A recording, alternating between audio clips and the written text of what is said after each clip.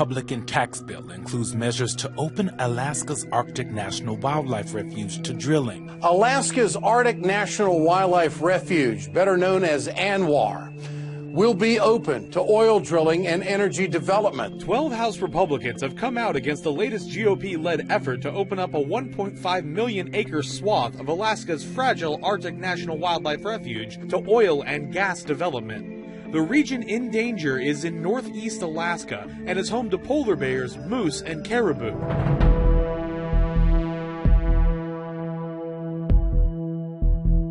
The newly passed Republican tax bill includes measures to open Alaska's Arctic National Wildlife Refuge to drilling. It's been a long-held goal for domestic energy advocates, but those resources might not be worth digging into right away. The Energy Information Administration estimates oil in the refuge represents almost 12% of total U.S. reserves. Tapping it would be in line with the Trump administration's America First energy strategy and with producers who want access to reliable resources. The reality is that world oil demand is rising. We know that we're going to need this oil in the years ahead. But right now, the world has plenty of cheap oil. Financial analysts say new drilling doesn't make much economic sense. And environmental groups say they're ready to sue to stop new projects, especially if they don't do a thorough job of meeting strict federal regulations on drilling. Even those who stand to profit from Alaska's oil expect it could take decades before drilling begins. Alaska's Arctic National Wildlife Refuge, better known as ℭ𝔥𝔦𝔫𝔞, will be open to oil drilling and energy development. This is a provision that was tucked away in the Republican tax bill that will lift a 40-year ban and political fight in this area. Environmental groups, the oil industry, and Native Americans have been fighting over this for years. For more on all of this, let's go to a soundbite of President Trump, who said yesterday, pretty much bragging about the fact that they were able to get this into the tax bill. A friend of mine called up about ℭ𝔥𝔦𝔫𝔞. He's in the opens. He said, "You didn't get ℭ𝔥𝔦𝔫𝔫." And I said, "Tell me about ℭ𝔥𝔦𝔫𝔫." He said, "We've been trying to get that passed. The whole country, the world, they tried in Ronald Reagan. They tried with the Bushes. They tried with everybody. They never got ℭ𝔥𝔦𝔫𝔫. But we got ℭ𝔥𝔦𝔫𝔫 in this bill. So we have ℭ𝔥𝔦𝔫𝔫, we have mandate, and we have the tax cut, and we have the reform." I mean, when you add up the size of this bill, it's really... Now the federal government will hold at least 2 oil and gas lease sales over the next 10 years. I want to talk to Dr. ℭ𝔥𝔦𝔫𝔫 about this. He has written a book recently, Save Nature Now. Dr. Rees, this has been a 40-year fight, and the Republicans, politically nifty enough, were able to put this away in a tax bill and get it passed. In fact, it got very little attention in the mainstream media, but for years this has been a fight back and forth. Tell our audience tonight, what is so bad about drilling in ℭ𝔥𝔦𝔫𝔫? Nice to have you with us, Doctor.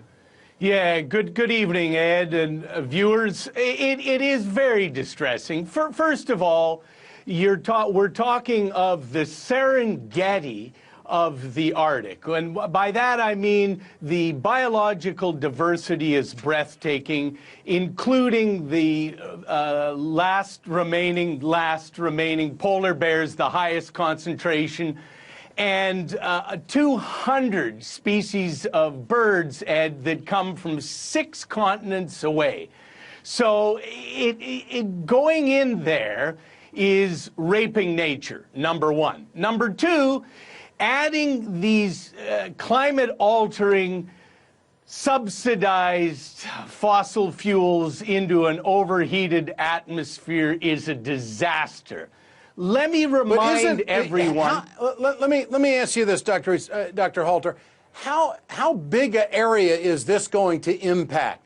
The folks who want this say, oh, it's a very small area, it's not really going to impact that much on it. They're going to be able to do this with almost no damage at all. What's your response to that? Flummery. 1.5 million acres is a large area, number one. Number two, the Arctic is showing no sign of returning to reliably a frozen region of just 10 or 15 years ago. Ed, the Arctic, once upon a time, every 10 years, had a heat wave in the winter. Infrequently twice in 10 years. Last winter, we had 3 heat waves, and this winter, we've already had the first heat wave. What happens in the Arctic doesn't stay in the Arctic, Ed.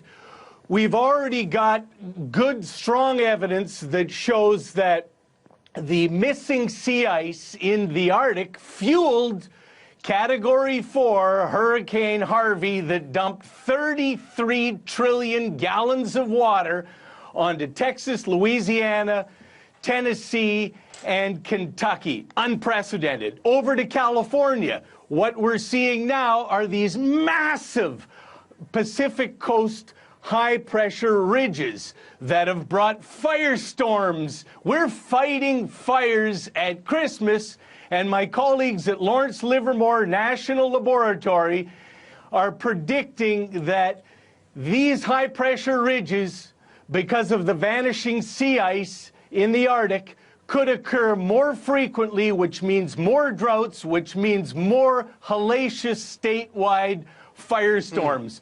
By the way, the NorCal fires of October and the SoCal fires of December, $180 billion of damage. And it's going to get worse, Ed. According to the Interior Department, the Trump administration has approved permits for oil drilling leases to the company ℍ, Eni, who has held on the leases for over a decade, is the first company allowed to explore for oil in federal waters off Alaska since 2015. Eni's plan to now move ahead with the risky and expensive drilling comes despite years of low oil prices and plentiful sources of crude in the continental United States. Its leases, which were set to expire at the end of 2018, were outside of an area protected by former President Obama weeks before he left office. Tonight, we look at a particular part of the Senate bill that has not gotten a lot of attention. The possibility of opening up a pristine and long-protected part of Alaska to oil extraction.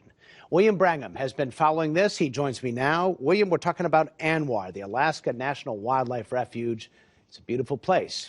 That's right. It is supposedly one of, I think it's been called the Serengeti of America. It's 19 million acres, the northeast corner of Alaska, right up against the sea and the Canadian border. It was designated as a wildlife refuge in 1980, and by all measures, it is this incredibly lush, rich ecosystem. Migratory birds, grizzly bears, musk oxen, fish.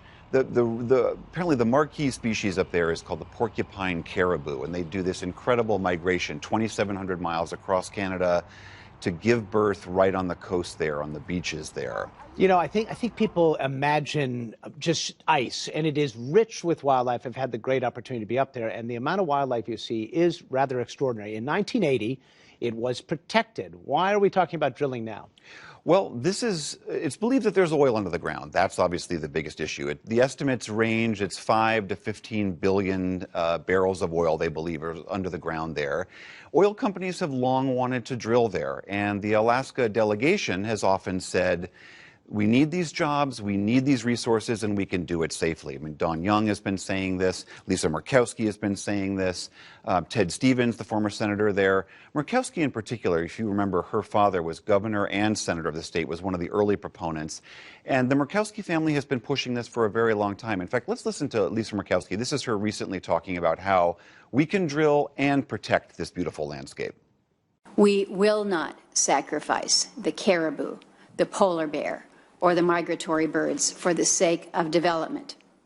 But we also recognize that that is not a choice that we face here. And no matter how hard some try to make this an either-or proposition, there is no question that development and environmental protection can and do exist in Alaska. So on the one hand, people up there care very deeply about those caribou herds. On the other hand, this is a big economic driver for Alaska, obviously. So what's the reaction among the local tribes, the Inuit, the indigenous people? Well, the environmental groups would have you believe that all the native groups are against it, and it's not really clear that that's true. The Gwich'in people who live closest to the area that we're talking about, They subsist largely on that caribou. They eat the caribou, they use the fur. It's a big part of their culture and their history. And they're worried that if you start drilling in this area, the caribou will not show up and their livelihood will take a huge hit. The Inupiat, who also live in the area and who've also seen some benefits economically from the development at the Prudhoe Bay, which is the biggest oil field just to the west of this area, they think, we like the jobs idea. We like there possibly being money. So it's a mixed bag of opinion up there. So how did the caribou migrate their way into this tax bill? Doesn't totally make sense, right? Yeah. Oil and taxes are not usually a mix here. To simplify this, Congress gets to decide in these reconciliations what is germane. And Lisa Murkowski, as we talked about, she got the CBO to demonstrate that $1 billion could be earned if 2 leases were sold over the next 10 years to drill in ANWR. There's revenue there, because isn't there? There's revenue, then they can put it in this bill, and that's how they do it. Now, environmentalists and Democrats say this is an absolutely wrong way, that if you actually tried to stand up drilling in ANWR as its own piece of legislation, it would never survive, and they hate this the way this is going down. Let's listen to Sheldon Whitehouse, the Democrat of Rhode Island, has been very strong about this. We're technically here today for the ministerial purpose of combining the tax bill with a provision to allow drilling in the Alaska National Wildlife Refuge, which has nothing to do with taxes or the budget, but will help round up a Republican Senate vote. This whole process confirms once again that our budget process is completely broken. Given the success of oil exploration elsewhere, particularly with fracking, is this oil that is really needed? After all, it is very expensive to get it up there. That's right. I mean, if you take the median estimate of what's in the ground up there, it's about 10 billion barrels of oil in the ground. The U.S. uses about 7 billion a year, so it's a considerable amount of oil. Again, no one really knows if that's the real amount up there, and oil companies want to go there. They think the calculus is right. Environmentalists argue the risk for such a pristine area is too risky to take, given all the other available sources of energy we do have. 12 House Republicans have come out against the latest GOP-led effort to open up a 1.5 million-acre swath of Alaska's fragile Arctic National Wildlife Refuge to oil and gas development. The region in danger is in northeast Alaska and is home to polar bears, moose, and caribou. It has been the subject of decades-long battle between energy producers and conservationists. In a letter Thursday to party leaders, GOP representatives said the refuge, quote, stands as a symbol of our nation's strong and enduring natural legacy. Any development footprint in the refuge stands to disrupt this fragile, critically important landscape. The group presented the letter to House Speaker Paul Ryan and Senate Majority Leader Mitch McConnell. The group highlights the decades of bipartisan support for protecting the area and notes the Trump administration's push to allow seismic testing and other activities in the coastal plain, a move the group says, quote, could threaten imperiled species and fragile habitat. The Arctic coastal plain of northeastern Alaska serves as a summer safe haven for the porcupine caribou herd. It's here that cows come to give birth, and it's where the herd forages and escapes predators. For thousands of years, the ℎ𝔥𝔦𝔫𝔞 people, an indigenous tribe of northern Alaska and Canada, have relied on the caribou as a primary food source. But even when ℎ𝔥𝔦𝔫𝔞 were facing starvation, they kept out of the herd's calving grounds. The ℎ𝔥𝔦𝔫𝔞 call the coastal plain the sacred place where life begins, and today they are fighting once again to keep oil and gas development out of this fragile landscape. Last week, the Senate passed a tax overhaul bill that includes a provision that would require Interior Secretary Ryan Zinke to approve at least 2 lease sales for drilling in the refuge's coastal plain. The issue of drilling in this part of the refuge, also known as the 1002 area, has been the subject of a decades-long battle between energy producers and conservationists. Allowing drilling could forever destroy Alaska natives' subsistence lifestyle.